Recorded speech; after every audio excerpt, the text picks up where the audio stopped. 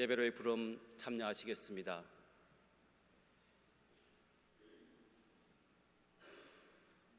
그 다음 슬라이드로 넘겨주시면 감사하겠습니다. 네. 교독문은 시편 3편입니다. 다 같이 교독하시겠습니다. 여호와여, 나의 대적이 어찌 그리 많은지요. 일어나 나를 치는 자가 많으니이다.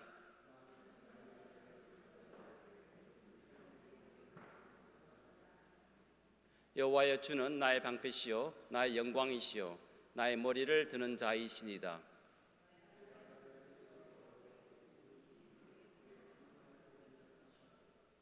내가 누워 자고 깨었으니 여호와께서 나를 붙드심이로다.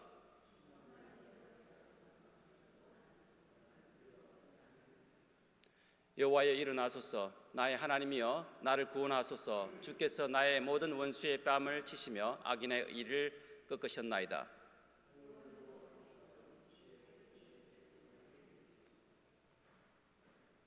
아멘.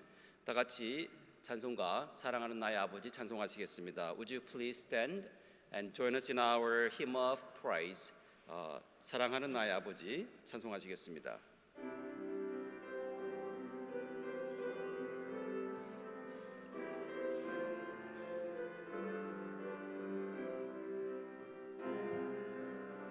사랑하는 나의 아버지 이름 높여드립니다. 주의 나라 찬양 속에 임하시니 능력의 주께 찬송하네. 전능하신 하나님 찬양 언제나 동일하신 주 전능하신 하나님 찬양 영원히 있으리네. 나 주의 이름 높이리. 나 주의 이름 높이리. 하늘 높이 올리기 어려운 주의 이름 높이리. 신 하나님 찬양 언제나 동일하신 주 전능하신 하나님 찬양 영원 다스리네. 사랑하는 나의 아버지 이름 높여드립니다. 주의 나라 찬양 속에 임하시니 능력의 주께 찬송하네. 전능하신 하나님 찬양 언제나 동일하신 주 전능하신 하나님 찬양 영원히 쓰리네. 나 주의 이름 높이리. 나 주의 이름 높이리. 하늘 높이 올린 달처럼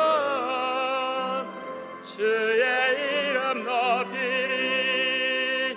전능하신 하나님 찬양 언제나 동일하신 주 전능하신 하나님 찬양 영원히 다스리네.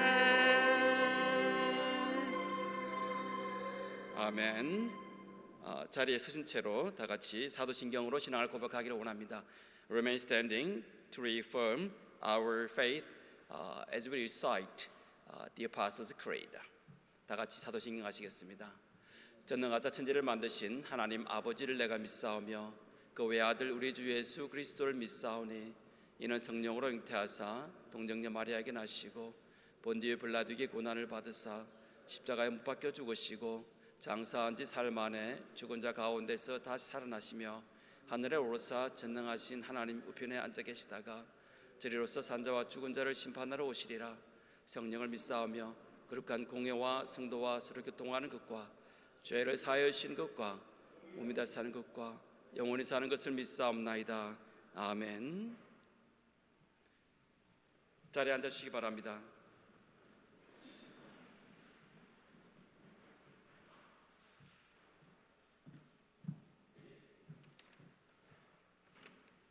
기도하시겠습니다.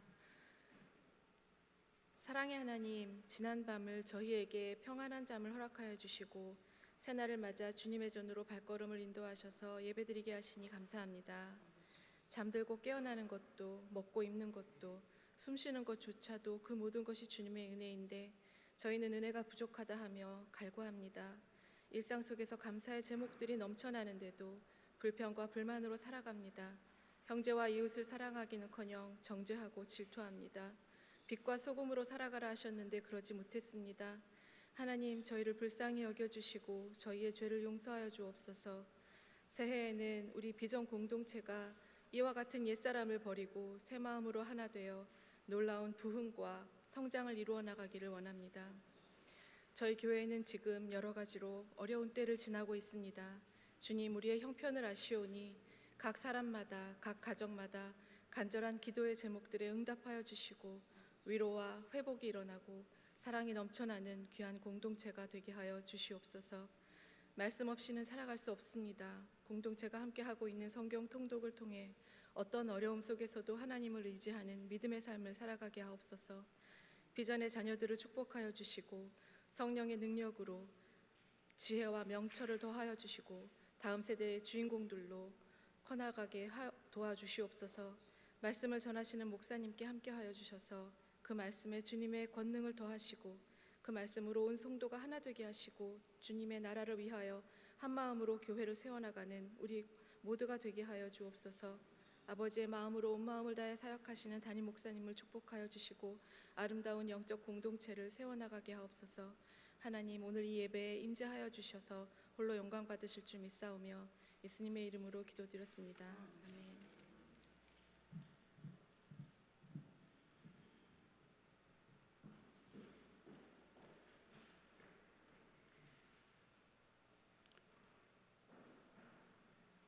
이 시간 우리가 준비한 예물을 하나님께 봉헌하는 시간입니다. It's our time to offer our heart and gift and tithes. 다 같이 찬송가 내게 있는 향유 옥합 찬송하시겠습니다. 그리고 3절 부를 때는 다 같이 일어서시기 바랍니다. 게 있는 향유 옥합 주께 가져와 그 발 아래 입 맞추고 깨뜨립니다. 나를 위해 험한 산길 오르신 그 발 걸음마다 크신 사랑 새겨놓았네. 내게 있는 향유 옥합 주께 가져와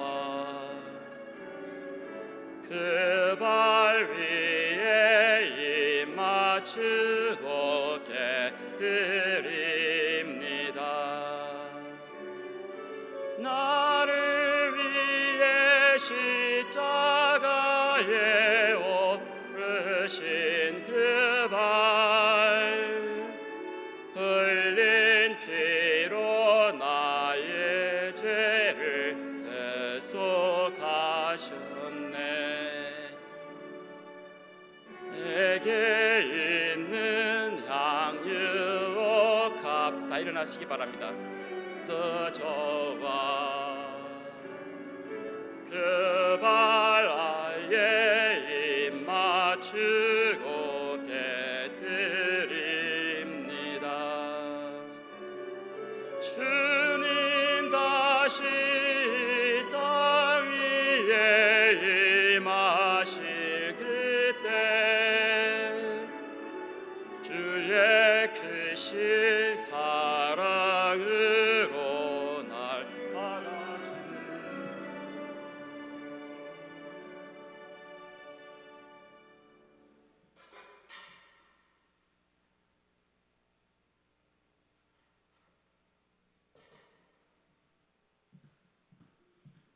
다 같이 기도하시겠습니다. Let us pray. 사랑과 은혜가 충만하신 하나님 아버지 감사합니다. 오늘 주일날 이 거룩한 주일날 우리 마음과 몸과 정성을 모두어서 주님의 전에 조그만 헌금을 가지고 왔습니다. 아버지, 당신의 자녀들 아시오니 당신의 자녀들이 최선을 다해서 주님을 섬기는 그 마음 아시오니 하나님께서 인도하여 주실 줄 믿습니다. 하나님, 어려운 시간이지만 우리가 하나님을 기억하고 감사하며 사모하는 마음으로 이렇게 최선을 다해서 헌물을 준비했습니다. 하나님 하늘 문을 열어주시고 하나님께서 당신의 자녀들을 위해서 놀라운 축복으로 채워주실 줄 믿습니다. 하나님 인도하여 주시옵소서. 이 모든 말씀 우리 주 예수 그리스도의 이름으로 기도드렸사옵니다. 아멘.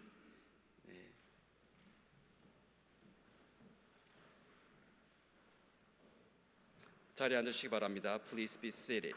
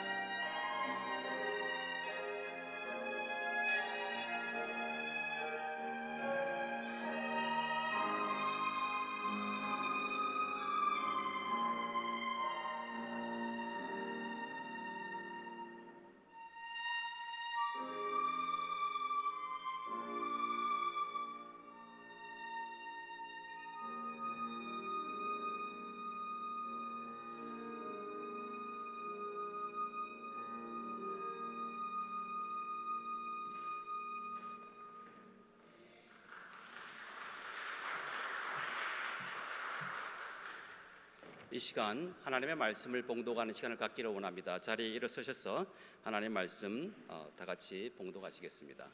Please stand.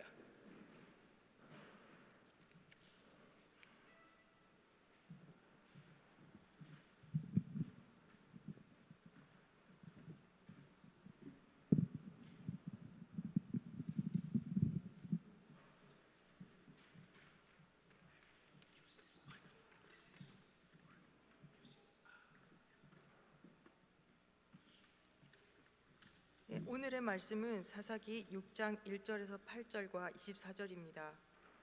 이스라엘 자손이 주님께서 보시는 앞에서 악한 일을 저질렀다. 그래서 주님께서는 7해 동안 그들을 미디안 손에 넘겨주셨다. The Israelites did evil in the eyes of the Lord, and for 7 years he gave them into the hands of the Midianites. Because the power of Midian was so oppressive, the Israelites prepared shelters for themselves in mountain clefts, caves, and strongholds. 미디안 사람의 세력이 이스라엘을 억누르니 이스라엘 자손은 미디안 사람들 때문에 산에 있는 동굴과 요새의 도피처를 마련하였다. 이스라엘 자손이 씨앗을 심어 놓으며 미디안 사람과 아말렉 사람과 동방 사람들이 쳐 올라오는 것이었다. Whenever the Israelites planted their crops, the Midianites, Amalekites, and other eastern peoples invaded the country. They camped on the land and ruined the crops all the way to Gaza and did not spare a living thing for Israel, neither sheep nor cattle nor donkeys. 그들은 이스라엘을 마주보고 진을 쳐놓고는 가사에 이르기까지 온 땅의 소산물을 망쳐놓았다. 그리고 이스라엘에 먹을 것을 하나도 남기지 않았으며 양이나 소나 나귀까지도 남기지 않았다. 그들은 가축대를 몰고 장막을 가지고 메뚜기 떼처럼 쳐들어왔는데 사람과 낙타가 이루 셀 수 없을 만큼 많았다. 그들이 들어와서는 온 땅을 황폐하게 만들었다. They came up with their livestock and their tents like swarms of locusts. It was impossible to count them or their camels. They invaded the land to ravage it. Midian so impoverished the Israelites that they cried out to the Lord for help. 이스라엘이 미디안 때문에 전혀 길을 펴지 못하게 되자 마침내 이스라엘 자손이 주님께 울부짖었다. 이스라엘 자손이 미디안 사람들 때문에 주님께 울부짖을 때에 주님께서 이스라엘 자손에게 한 예언자를 보내어 말씀하셨다. 나 주 이스라엘의 하나님이 말한다. 바로 내가 너희를 이집트에서 나오게 하였고 종살이 하던 집에서 너희를 이끌어내었다.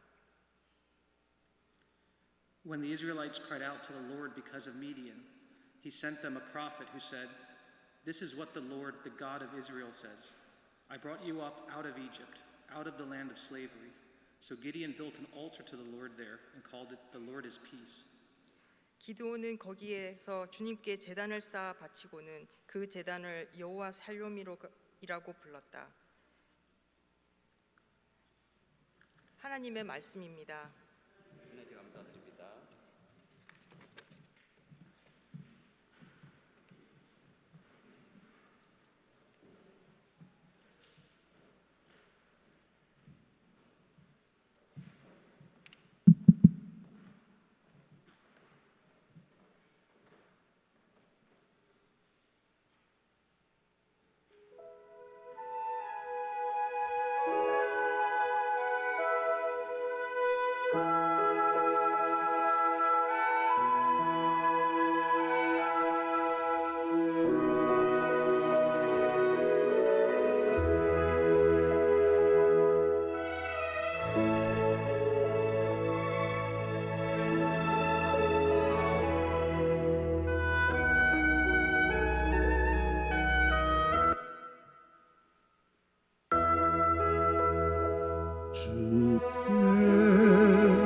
손 모아 비나니 크신 은총 베푸사 밝아 오늘이 아침을 많이 비춰주소서. 오 주 우리 모든 허물을 보혈의 피로 씻기려 하나님 사 안에서 행복을 갖게 하소서. 서로 믿음 안에서 서로 소망 가운데 서로 사랑 안에서 손잡고 가는 길, 오 주 사랑의 종소리가 사랑의 종소리가 이 시간 우리 모두를 감싸게 하여 주소서.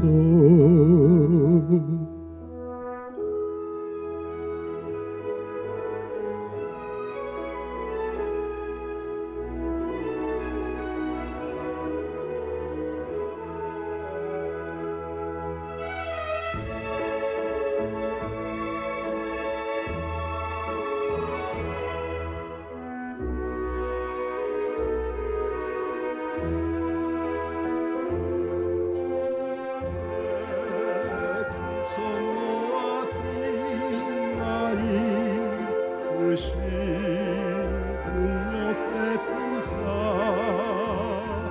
주가 예비하신 동산에 항상 있게 하소서. 오 주 우리 맘에 새비치 어둠 밝게 하시고 진리의 말씀 안에서 늘 순종하게 하소서. 서로 참아주면서 서로 감싸주면서 서로 사랑 안에서 주께로 가는 길, 오 주 사랑의 종소리가 사랑의 종소리가 이 시간 우리 모두를 감싸게 하여 주소서. 감싸게 하여 주소서.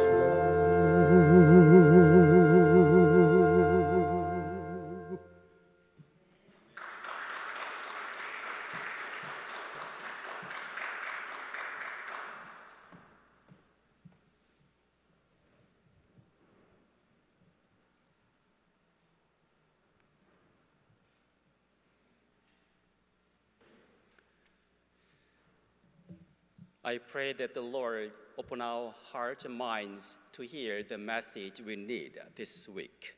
Please pray with me. May the words of my mouth, the meditation of all of our hearts, to be acceptable to thy sight, O God, for you are a rock and our Redeemer. And we pray in your holy name. Amen.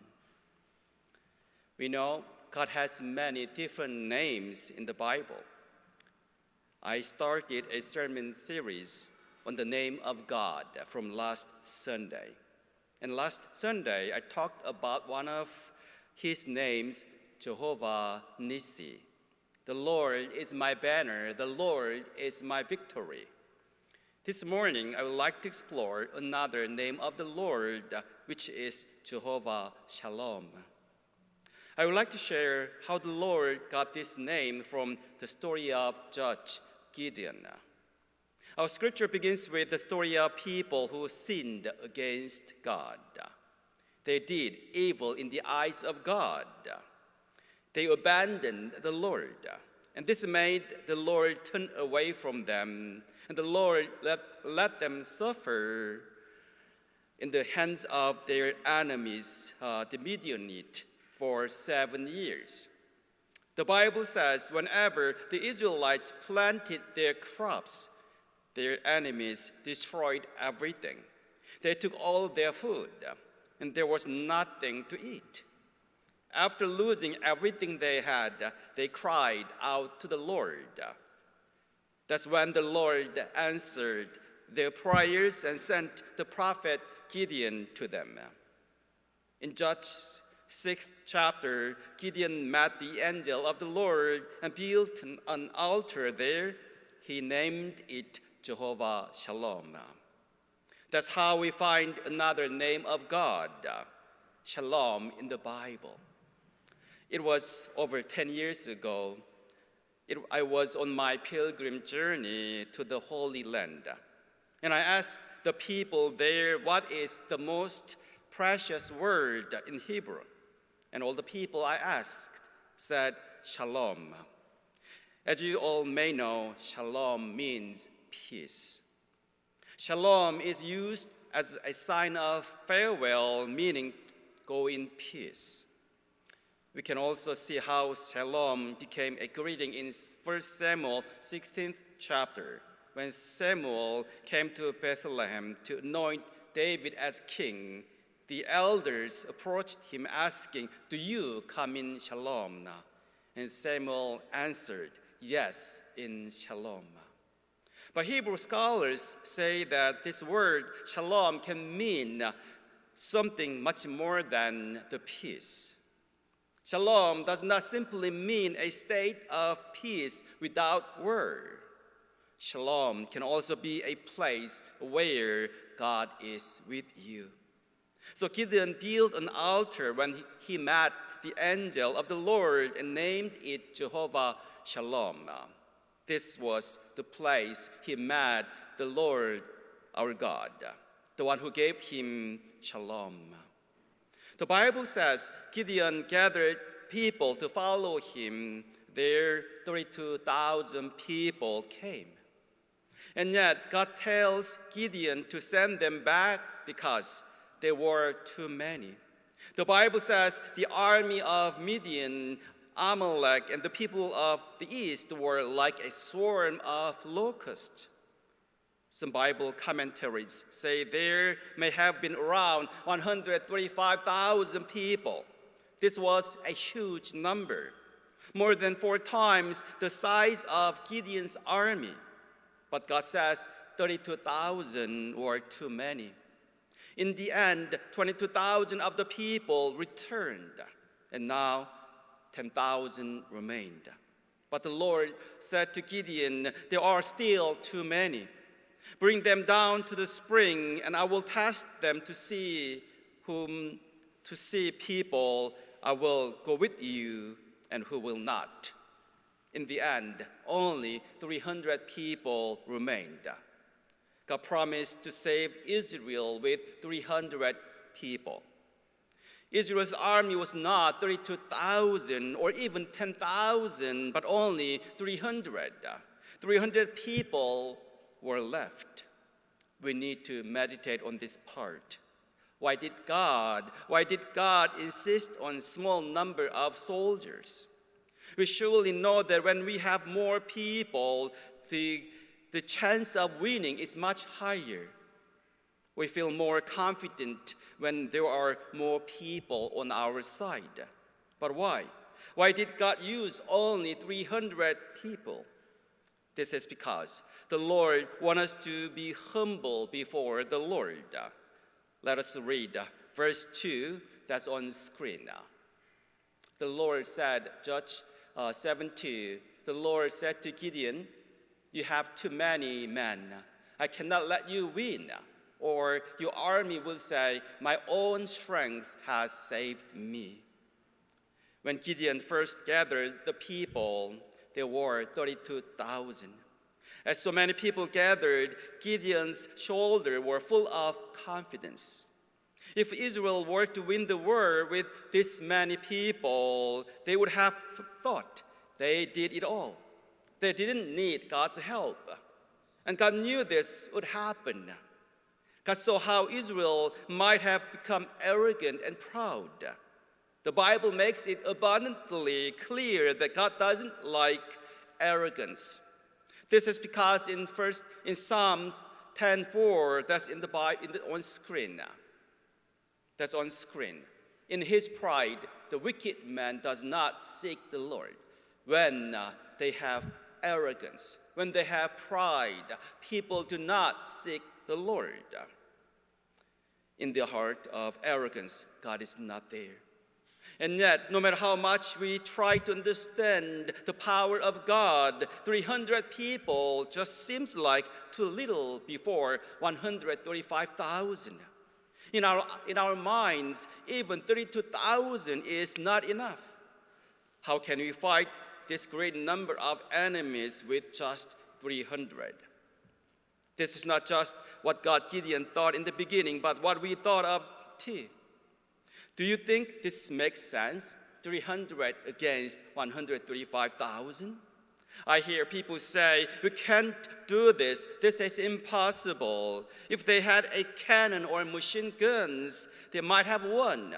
But they were fighting only with a sword and spear, without God. This is not possible situation, no matter how we think about it.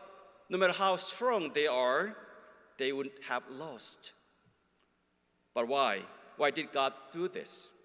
God drove them to the extreme, leaving only a small number of people. God wanted to teach them, without God, nothing is possible. God wanted to take away all the chance of winning on their own. Do you know that? Even though 10,000 was not enough, they could have thought it was not bad. It's not bad. We can win with our 10,000. They can try with this number. But God took away even this small number. This made Gideon and the people following him no longer rely on their strength in numbers, but believe in God with all their heart. Just like in the story of Gideon, God sometimes challenges us for some same reason. He sometimes drives us to the extreme. And this makes us feel like there is no way out. But this is the time we have to turn our eyes over the Lord. We know the story of Paul's thorn in the flesh. Why was Paul given this pain? And why didn't the Lord take it away? It was so painful. He prayed day and night, but the Lord said to Paul, "My grace is sufficient. My grace is all you need. My power works best in weakness." So he confessed, "I'm willing to suffer for Christ because I know that when I am weak, I am strong." Just like Paul's weakness, we do have problems at home and in the workplace. Some of us may have physical illnesses, others relational issues. Surely God hears our prayers and answers them. But sometimes when God delays our answers to prayer, we have to remember the story of Paul and how God responded to his prayer. Sometimes the Lord delays his answer to our prayer. Sometimes he doesn't give us the answer we want. And this is not because he doesn't love us, but because when we are weak, we only look to God. And through him, we are strong. As you know, Paul was a man of faith and had great power. He raised the dead and healed the sick. He drove out the evil spirit. He was smart and a big impact on the Roman world. If Paul did not have this thorn in his body, he could have thought he could live without God. He might have put himself in God's place. And God saw this danger of Paul becoming too proud. Because he had this weakness, he was more able to depend on the power of God. To Paul, his thorn was a great blessing. The Bible says arrogance is the most dangerous temptation, keeping God's presence away. The Lord is against the arrogant and gives grace to the humble. I sometimes think if anyone had everything they wanted, if they didn't have pain, if they didn't have any troubles, if they had only joy in their life, how many people would come out today to worship in this house of God? How many people would rely only on God if they had everything? When people had everything they need, when they soon become proud and they become arrogant, and as a result, they leave God. That's why the Lord told Gideon to be satisfied with only 300 people. It was a gracious plan by the Lord to keep Israel from becoming arrogant. The question is not how many people we have, but how much we trust in the Lord. What matters is trust, not numbers. My fellows in Christ, do you trust? Do you trust God? Just like Gideon, we have to remember why the Lord left only 300 people to fight in the war. We are not many, we are small, but we are able because the Lord is with us. When we trust in the Lord, Jehovah Shalom is with us. When Jehovah Shalom is with us, we will have the peace we need and perfect grace in Christ. When we are in the grace of God, we will be victorious. In the name of the Father, of the Son, of the Holy Spirit. Amen. And it's our time for children. Today, Kim Won-jung 선생님 will be with you and share message.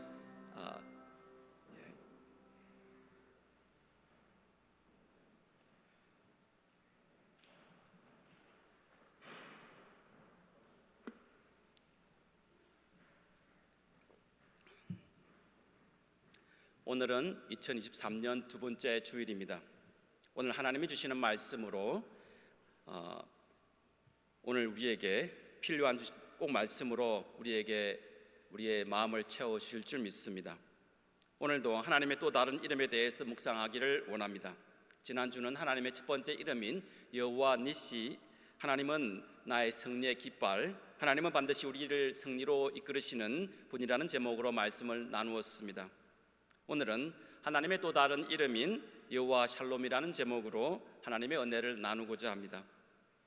성경 말씀을 묵상하다 보면 이스라엘 백성들이 종종 하나님이 보시기에 악을 행하였음을 알게 됩니다.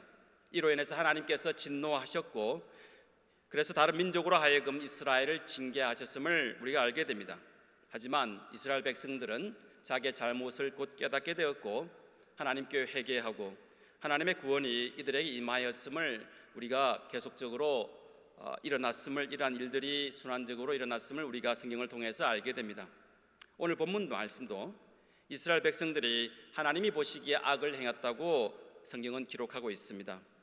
이는 도덕적인 범죄라기보다 우상 숭배였음을 2장 17절 말씀을 통해서 알게 됩니다. 사사기 2장 17절 말씀 다 같이 스크린을 통해서 함께 읽으시기를 원합니다. 다 같이 읽으시겠습니다.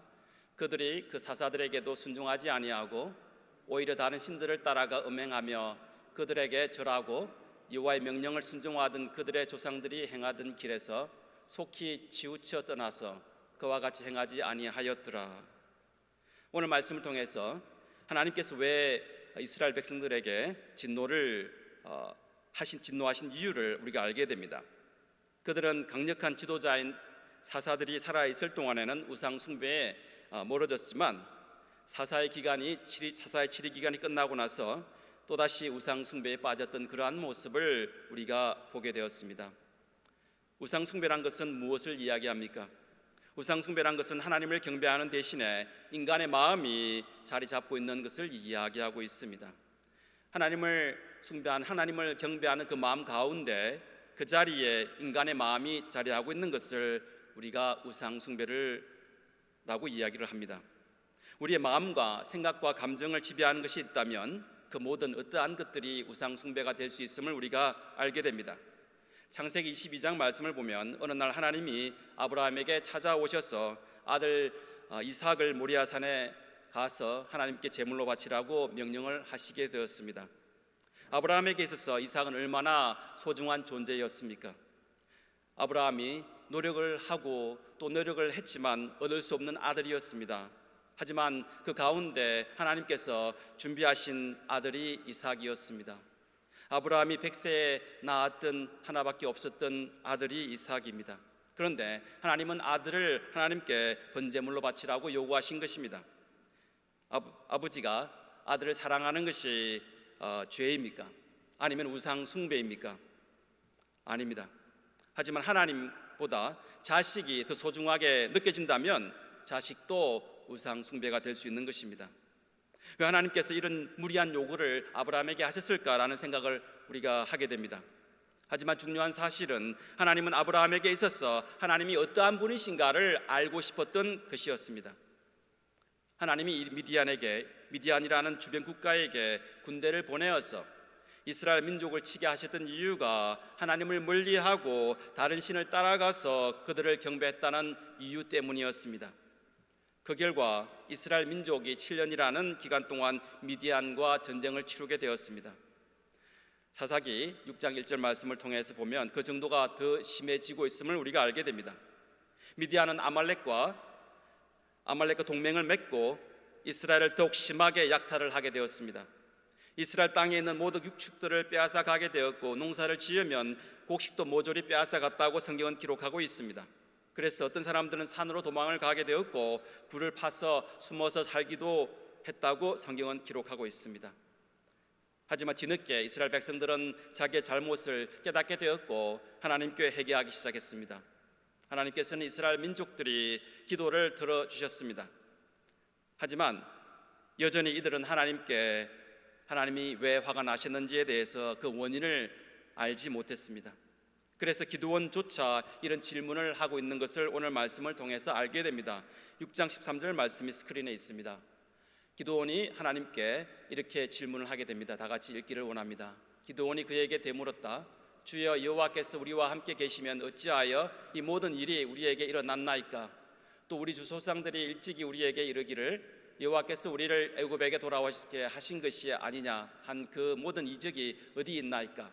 이제 여호와께서 우리를 버리사 미디안의 손에 우리를 넘겨주셨나이다 하니, 하나님께서 부르신 기드온조차도 하나님의 그 마음을 다시 한번 의심하고 있는 그러한 질문이 오늘 성경에 기록이 되어 있습니다.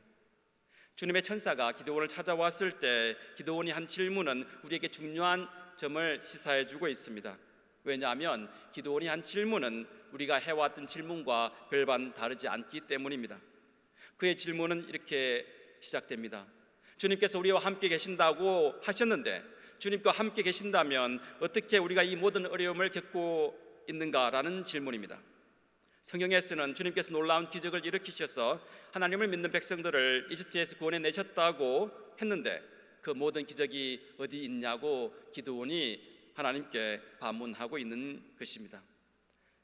오늘 성경 본문 말씀을 통해서 하나님께서 우리에게 주시는 말씀은 기드온이 만난 천사를 통해서 주신 정표와 미디안으로부터 이스라엘 나라를 구원해 가는 과정에 있어서 하나님이 함께 하셨던 말씀에 귀를 기울이기를 원합니다. 기드온이 천사를 만나게 되었고 하나님을 만나게 되었을 때 천사를 통해서 하나님께 함께 하신다는 정표를 받게 되었습니다. 기드온은 하나님의 정표를 받게 되자 바로 그곳에서 제단을 쌓게 되었고 그곳을 여호와 샬롬이라고 하였습니다. 저는 10년 전에 이스라엘 성지 순례를 하는 과정에 그곳에서 이런 이야기를 들은 적이 있습니다. 이스라엘 사람들이 일상생활 가운데 가장 많이 사용하는 단어가 있습니다. 이 단어는 샬롬이라는 단어인데 여전히 샬롬이라는 단어가 신비스럽고 한마디로 정의하기가 어려우면서도 세상에서 가장 소중한 말이라고 이야기하는 것입니다. 물론 이 단어의 가장 간결한 사전적인 정의는 평화입니다. 그러나 히브리어 학자들이 예외 없이 이 단어는 평화 이상의 심오하고 광범한 의미를 담고 있는 단어가 샬롬이라는 단어라고 이야기합니다. 우리는 보통 평화라고 이야기하면 전쟁을 하지 않는 상태를 이야기합니다. 분쟁이나 다툼 없이 조화로운 상태를 평화라고 이야기합니다. 하지만 샬롬의 보다 적극적인 의미를 찾아보면 이 단어는 완전하다, 온전하다는 그러한 의미를 가지고 있습니다. 다시 말해서 구약 성경에서 샬롬은 단순히 전쟁이 없고 마음이 평안한 상태만을 이야기하고 있지는 않습니다. 샬롬이라는 말의 뜻은 전쟁이 있을지라도 하나님이 함께 하시면 완전하게 된다라는 그러한 의미를 포함하고 있습니다. 하나님이 함께 하실 때 찾아오는 그 평화를 샬롬이라고 이야기하는 것입니다. 샬롬이라는 것은 하나님이 함께 하시면 나라가 안정되고 경제적으로 큰 번영을 이루게 되고 가정이 화목하게 되는 평안을 말합니다. 하지만 두려움이 찾아올지라도 오늘 본문 말씀과 같이 전쟁의 상황이 찾아올지라도 우리에게 힘이 되시는 하나님과 함께 있다면 찾아오는 그 평화를 샬롬이라고 이야기하는 것입니다. 그래서 기드온이 천사를 만나 하나님의 함께 하심을 믿고 확신하는 그 자리에서 제단을 쌓고 그곳을 여호와 샬롬이라고 한 것입니다. 기드온은 진정한 샬롬이신 하나님을 경험하는 순간 그의 인생이 바뀌었음을 알게 됩니다. 이제 기드온이 이스라엘 백성들을 미디안으로부터 구하는 과정이 사사기 7장 말씀에 기록이 되어 있습니다. 기드온은 하나님의 부르심을 따라서 이제 전국에 나팔을 불러서 군인을 소집하였다고 성경은 기록합니다. 그러자 32,000명의 군인들이 모였습니다. 기드온을 쫓아서 나라를 구하겠다고 모인 군인들이 그 숫자가 32,000명에 다다랐습니다. 이 많은 백성을 보고 이제 무언가를 할 수 있겠다고 포부와 자신감에 차 있던 기드온을 생각해 보기를 원합니다. 하지만 하나님께서 기드온에게 이렇게 말씀하십니다. 사사기 7장 2절 말씀입니다. 스크린에 나와 있습니다. 다 같이 읽겠습니다. 주님께서 기드온에게 말씀하셨다. 내가 거느린 군대의 수가 너무 많다. 이대로는 내가 미디안 사람들을 내가 거느린 군대의 손에 넘겨주지 않겠다. 이스라엘 백성이 나를 제쳐놓고선 제가 힘이 세어서 이긴 줄 알고 스스로 자랑할까 염려된다 라고 성경은 기록하고 있습니다. 하나님은 사람들이 너무 많으니까 돌려보내라고 이야기하고 있습니다. 하지만 실상은 어떠합니까? 사사기 7장 12절 말씀을 보면 미디안 군대는 이스라엘을 위협하면서 메뚜기 떼처럼 몰려왔다고 성경은 기록하고 있습니다. 이 많은 적들과 대항하는데 32,000명이라는 숫자는 그렇게 많은 숫자가 아닙니다. 하지만 하나님께서는 너무 많다고 이야기하고 있습니다. 결국 하나님께서 요구하시는 대로 두려워 떠는 자들을 그 숫자가 22,000명이었는데 그들을 돌려보내었다고 합니다. 그래서 지금은 10,000명이 남게 되어 있습니다. 그런데 우리 상식적으로 이해할 수 없는 하나님의 모습을 보게 됩니다. 7절 말씀을 보시면 하나님은 9,700명을 다시 한번 돌려보냈다고 성경은 기록하고 있습니다. 결국 남아있는 숫자는 300명에 불과했습니다. 하나님께서는 이 300명으로 이스라엘을 구원하겠다고 약속하신 것입니다. 이스라엘 병력은 32,000명도 아니고 10,000명도 아니고 이제 겨우 300명만 남았습니다. 그렇다면 하나님께서 왜 300명만을 통해서 역사하시겠다고 한 이유가 무엇인지를 깨닫는 것이 중요합니다. 우리의 생각으로는 아무래도 전쟁을 할 때 군인의 숫자가 많으면 우리가 유리한 위치에 있습니다. 결국은 전쟁에서 승리할 가능성이 높다고 생각을 하게 됩니다. 하지만 왜 하나님께서는 굳이 작은 숫자를 고집하셨는지 그것이 오늘 본문 말씀을 통해서 우리가 깨달아야 할 중요한 내용입니다.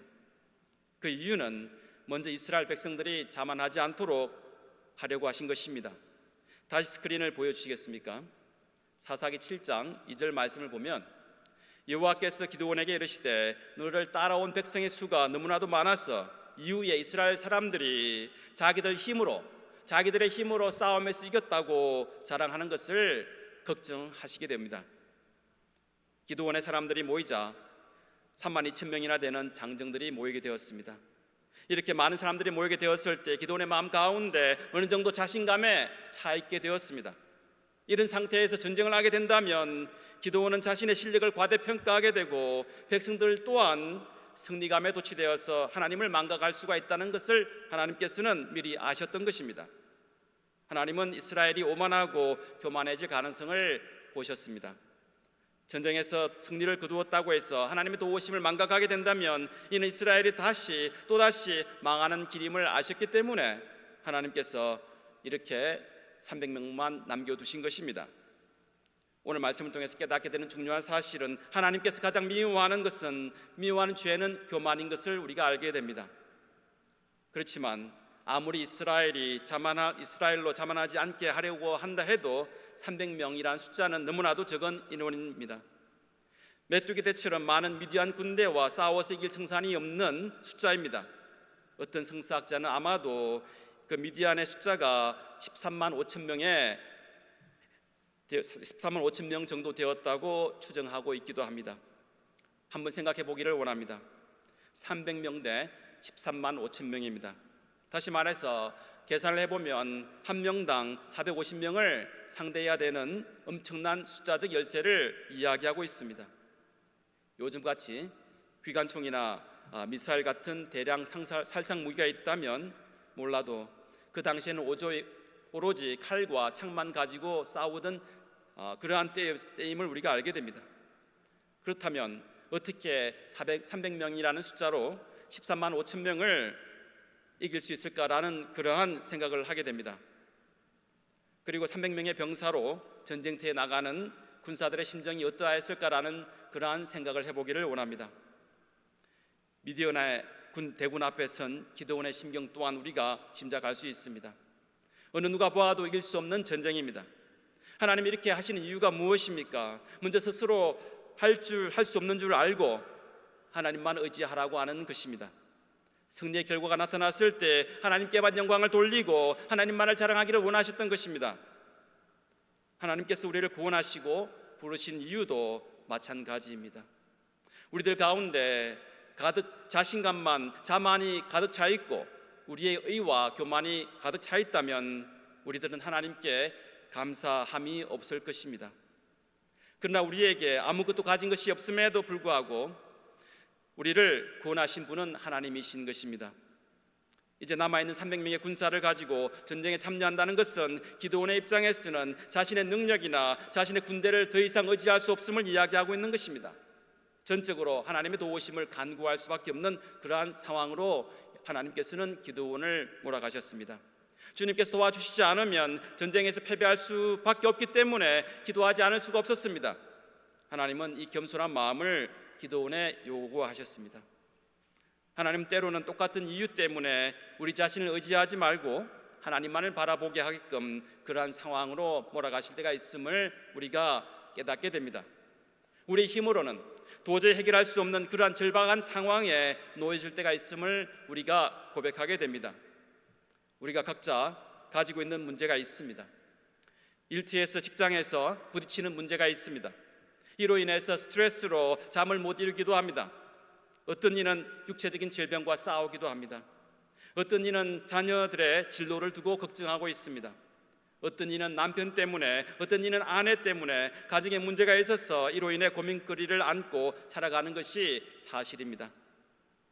이 중에 어떤 것은 기도를 해도 해결이 바로 되지 않는 것들이 있음을 우리가 고백하게 됩니다. 고린도후서 12장 7절 말씀을 통해서 사도 바울의 육체의 가시에 대해서 다시 한번 알게 되었습니다. 다 같이 사도 바울이 고백했던 육체적 가시를 고린도후서 12장 7절 말씀을 읽기를 원합니다. 다 같이 읽으시겠습니다. 나의 육체적 가시는 내가 너무 자만하지 않게 하려 하심이니라. 이는 내 능력이 약한 데서 온전하여짐이라 라고 성경은 기록하고 있습니다. 바울은 어떠한 사람이었습니까? 그 당시 대단한 기적을 일으켰던 사람이었습니다. 죽은 자를 살렸던 사람이 바울이었습니다. 걷지 못한 자를 걷게 했던 사람이 바울이었습니다. 병자를 치유하였고 귀신 들린 자를 쫓아내었던 것이 사도 바울이었습니다. 그리고 그 당시에 복음을 들고 로마 세계에서 큰 영향력을 끼치고 있던 사람이 사도 바울이었습니다. 여러분 생각을 한번 해보시기를 원합니다. 만약에 사도 바울이 육체적인 가시가 없었다면 하나님께서는 바울이 교만해질 가능성을, 그런 위험성을 미리 보셨던 것입니다. 그를 너무 자만하지 않도록 하기 위해서 그의 몸에 가시를 주셨던 것입니다. 그래서 육체의 가시가 그를 하나님만 더욱더 의지할 수밖에 없는 상황으로 만드셨던 것입니다. 아무런 고통 없이 편안한 삶 가운데 교만한 삶을 살게 되면 하나님과 멀어지게 되는 사실을 우리가 알게 됩니다.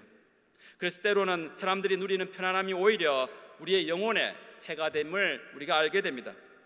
더욱 위대한 축복, 더욱 놀라운 은혜를 누리기 위해서 육체의 가시를 허락하신 하나님의 마음을 이해하기를 원합니다. 하나님께서는 32,000명의 군대를 가지고 승리를 거두는 것보다 300명의 군대가 하나님께 도움을 간절히 간구하는 그 겸손을 필요했음을 기도원을 통해서 말씀하셨던 것입니다. 오늘 말씀을 통해서 깨닫게 되는 중요한 사실은 지나친 교만은 하나님의 존재를 멀리하게 만드는 가장 위험한 것이 아닌가라는 생각을 하게 됩니다. 성경을 통해서 깨닫는 중요한 사실이 있습니다. 베드로전서 5장 5절에서 6절 말씀이 있습니다. 다 같이 스크린을 보시겠습니다. 스크린을 보시면 제가 읽겠습니다. 베드로전서 5장 5절에서 6절 말씀입니다. 서로 겸손으로 허리를 동이라. 하나님은 교만한 자를 대적하시되 겸손한 자들에게는 은혜를 주시느니라. 그러므로 하나님의 능하신 손 아래에서 겸손하라. 때가 되면 너희를 높이시리라. 하나님은 교만한 자를 대적하신다고 성경을 통해서 말씀하셨습니다. 다시 말해서 교만하게 되면 하나님과 원수가 된다는 것을 이야기하게 됩니다. 사람마다 이런 유혹이 있음을 알게 됩니다. 우리가 교만하게 되어서 하나님 도움 없이 살아갈 수 있다고 생각할 때가 있음을 우리가 알게 됩니다. 이러한 인간의 교만한 모습을 하나님께서는 아시기 때문에 하나님을 의지하고 살 수 있도록 우리의 연약한 부분을 남겨놓으심을 우리가 알게 됩니다. 하나님의 자녀로 살아갈 수 있도록 우리에게 사도 바울과 같은 육체의 가시를 주셨습니다. 저는 가끔 이런 생각을 해볼 때가 있습니다. 만약에 사람들 가운데 그들이 원하는 것을 모두 다 가지게 된다면, 고통이 없다면, 아픔이 없다면, 오직 기쁨만 있다면 오늘 주일날 하나님의 성전에 나와서 예배를 드리는 분이 몇 명이나 될까라는 생각을 하게 되었습니다. 하나님께서 연약함을 주지 않는다면 얼마나 많은 사람들이 하나님을 의지하게 될까라는 생각을 하게 되었습니다. 우리가 가진 많은 달란트로 많은 재산을 가지고 교만하기보다는 부족한 듯하게 살면서 겸손히 주님만을 의지하며 주님의 도구가 되기를 원하시는 것입니다. 이러한 까닭으로 인해서 주님께서는 기드온에게 300명의 군대로 만족하라는 것이었습니다. 이스라엘이 자만하지 않도록 하나님께서 주신 은혜로운 계획이었던 것입니다. 문제는 숫자가 많고 적음에 있는 것이 아니라 우리가 누구를, 무엇을 신뢰하는가에 달려 있습니다. 우리가 똑똑하다고 하나님이 쓰시는 것이 아닙니다. 그렇다고 해서 우리가 미련하기 때문에 우리를 쓰시는 것도 더욱더 아닙니다. 중요한 것은 하나님과 우리의 관계를 이야기하고 있습니다. 오늘 말씀을 통해서 당신과 여러분과 하나님과의 관계가 어떠한지를 생각해 보기를 원합니다. 우리에게 생명을 주신 하나님을 전적으로 신뢰하면서 살아가고 있습니까? 아니면 내가 알고 있는 것, 내가 가지고 있는 경험만을 의지해서 살아가고 있는가? 또는 내가 가지고 있는 경제적인 여유를 의지하면서 살아가고 있는가? 하나님이 남기신 300명은 하나님만을 의지하는 사람들이었습니다. 그들은 준비된 사람들이었습니다. 하나님이 1년의 시험을 통해서 기드온이 데리고 나갈 300명을 조심스럽게 선별하셨습니다. 일단 32,000명 중에서 두려워 떠는 자를 걸러내셨습니다. 그러다 보니까 10,000명만 남게 되었습니다. 이 가운데 다시 기드온은 하나님이 말씀하신 대로 조심스럽게 준비한 사람들을 가려내게 되었습니다. 그러다 보니까 9,700명이 떠나게 되었습니다. 이제는 10,000명 가운데 다시 추려서 300명만 남게 되었습니다. 이 말씀은 우리에게 중요한 메시지를 전해주고 있습니다. 오늘도 전 세계 교회에서 많은 사람들이 예배를 드리고 있습니다. 그들이 다 말은 하나님께 쓰임을 받기를 원한다고 이야기합니다. 교인의 모습을 가지고 있습니다. 그러나 진정으로 하나님께서 기쁘게 사용하실 수 있는 교인이 얼마나 되는가라는 것이 오늘 성경을 통해서 깨닫게 되는 질문입니다. 세상을 두려워하지 않으며 하나님만을 바라보며 살아가는 그러한 사람이 얼마나 있는가라는 질문을 오늘 말씀을 통해서 깨닫게 됩니다. 감리교 창설자이신 존 웨슬레 목사님은 이런 이야기를 남겼습니다. 진정으로 하나님을 두려워하는 사람, 세상을 두려워하지 않는 사람 300명을 달라고, 그렇다면 내가 세상을 변화시킬 수 있다고 라는 이야기를 남겼습니다. 제가 기도하는 제목이 있습니다. 우리 그레이스 비전 교회가 하나님을 두려워하며 세상을 두려워하지 않는 사람이 되기를 원합니다. 우리 비전 교회 성도들이 하나님을 두려워하기를 원합니다. 세상을 두려워하지 않기를 원합니다. 우리가 하나님만을 바라보며 나아갈 때에 우리 보스턴 지역을 복음화시킬 수 있는 것을 우리가 알게 되는 것입니다. 하나님께서는 의미 없는 32,000명이 아니라 준비된 300명을 원하시는 것을 깨닫기를 원합니다. 사랑하는 성도 여러분, 저와 여러분이 기도원을 따라 나선 300명처럼 준비가 되기를 원합니다. 그리고 승리하는 여러분이 되기를 주님의 이름으로 축원합니다. 다 같이 오늘 말씀을 가지고 합심해서 기도하기를 원합니다. 오늘 말씀을 생각하시면서 세 가지 기도 제목을 제가 가지고 왔습니다. 다 같이 마음으로 읽기를 원합니다. 하나님만을 경배하며 살게 하옵소서. 하나님의 도우심을 잊지 않게 하옵소서. 하나님만을 의지하게 하옵소서. 겸손한 마음으로 주님만을 섬기게 하옵소서. 그리고 하나님이 함께 하시는 샬롬이 되게 하옵소서. 오늘 이 말씀을 생각하시면서 기도원의 300 용사를 떠올리시면서 하나님이 사용하시던 그 이유에 대해서 다시 한번 그런 생각을 하면서 다 같이 묵상하시면서 기도하기를 원합니다. 다 같이 기도하시겠습니다. 하나님 아버지, 감사합니다. 이 시간 하나님께서 우리를 불러주시고 하나님만을 바라보게 하심을 감사드립니다.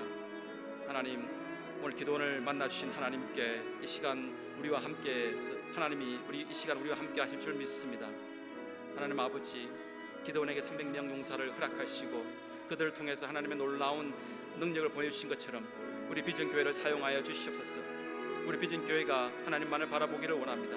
하나님을 두려워하기를 원합니다. 하나님 오늘 이 말씀을 통해서 제 마음을 일깨워 주시옵소서. 그리고 온전히 주님만을 바라보기를 원합니다. 하나님, 우리가 진정으로 하나님을 두려워하면서 세상을 두려워하지 않기를 원합니다.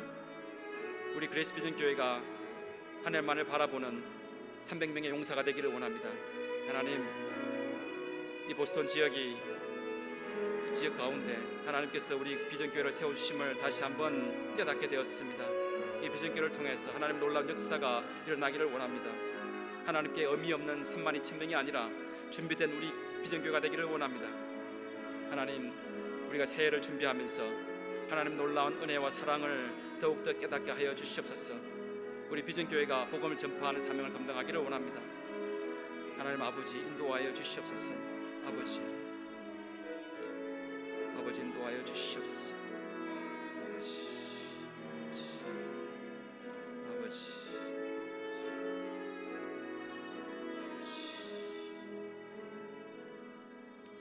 다 같이 주님께서 가르쳐 주신 주기도문으로 기도를 하시겠습니다. Let us pray the prayer Jesus taught us to pray.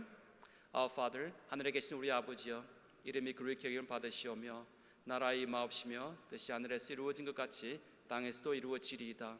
오늘날 우리에게 일용할 양식을 주옵시고 우리가 우리에게 죄 지은 자를 사하여 준 것 같이 우리 죄를 사하여 주옵시고 우리를 시험에 들지 말게 하옵시며 다만 악에서 구하옵소서. 대개 나라와 근세와 영광이 아버지께 영원히 있사옵나이다. 아멘. 다 같이 오늘 말씀 생각하시면서 찬송가 나의 갈 길 다가도록 찬송하시겠습니다. Would you please stand? Join us in our hymn of commitment. All the way my Savior leads me. 찬송하시겠습니다.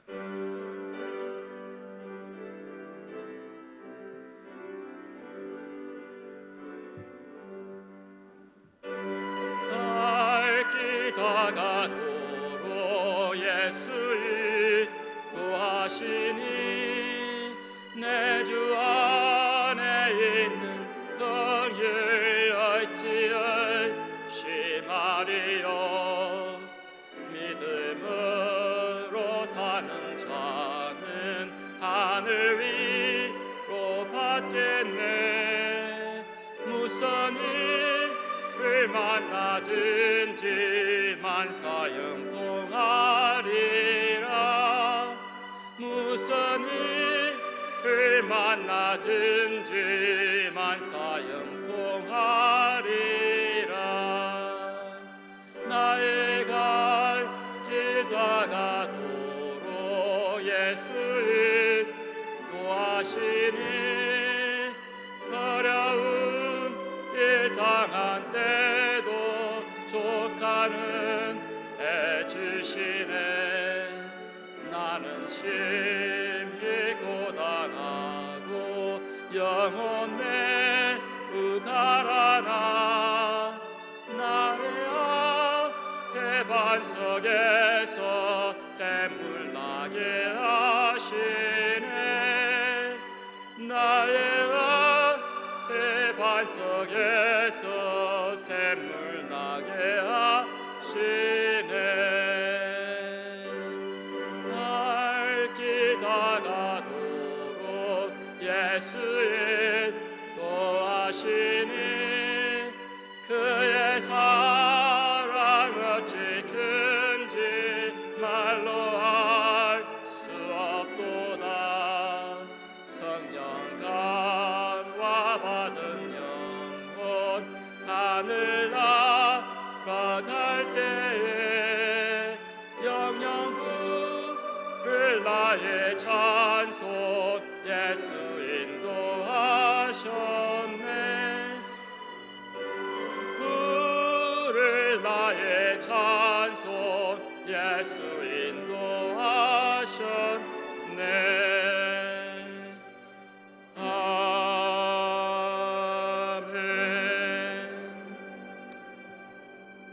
Let us pray. 축도하시겠습니다. 하나님 아버지, 오늘 말씀을 통해서 우리의 영혼을 일깨워 주심에 다시 한번 감사드립니다. 기도원을 통해서 하나님께서 준비하셨던 그 놀라운 계획이 이루어진 것처럼 우리가 하나님을 두려워하고 하나님만 의지하는 비전교회가 그리스 비전교회가 되기를 원합니다. 하나님, 우리 마음 만져주시고 용기를 주시고 힘을 주시고 격려해 주시고 이 미션을 감당하는 우리 비전교회가 이 땅에서 우리 교회로서 사명 감당할 수 있는 힘을 허락하여 주시옵소서. 아버지, 우리를 의지하는 것이 아니라 교만한 마음을 가지는 것이 아니라 온전히 주님만을 바라보기를 원합니다. 하나님 인도하여 주시옵소서. 이제는 우리 주 예수 그리스도의 넓으신 은혜와 하나님의 사랑하심과 성령님의 감화 감동하심이 우리 교회의 귀한 자녀들과 우리 교회와 우리의 생애 위에 이제로부터 영원까지 함께할지어다. 아멘. 아멘. 예, 감사합니다. 예배는 이로써 마쳤습니다. 다 같이 앉으시기 바랍니다. 지금은 광고 시간입니다. 계속